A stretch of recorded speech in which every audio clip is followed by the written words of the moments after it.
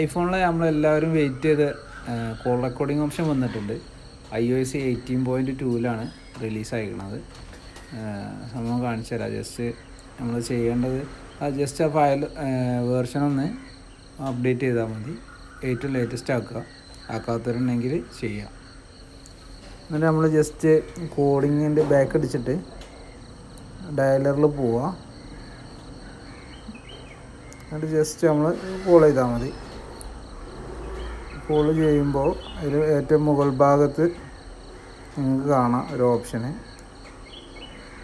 Left സൈഡിൽ ഏറ്റവും ടോപ്പിൽ അത് പ്രസ് ചെയ്യുമ്പോഴുകൂടി നമുക്ക് കോൾ റെക്കോർഡിങ്ങിൻ്റെ ഓഡിയോ മെസ്സേജ് പോവും. ഉണ്ടല്ലേ, ഓഡിയോ മെസ്സേജ് പോവും. അതോടെ കോൾ റെക്കോർഡിങ് സ്റ്റാർട്ടാവും. കോൾ റെക്കോർഡിങ് സേവായി കിടക്കുന്നത് നമ്മൾ നോട്ട്സിലാണ്.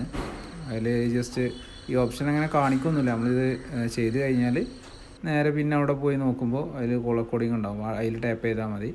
അപ്പോൾ നേരെ ഈ കോൾ റെക്കോർഡിങ്ങിൻ്റെ ഓപ്ഷനിലേക്ക് പോകും. ജസ്റ്റ് ഈസിയാണ്. എല്ലാവരും വെയിറ്റ് ചെയ്തിരുന്ന അപ്ഡേറ്റാണ്. സാധനം എത്തിയിട്ടുണ്ട്.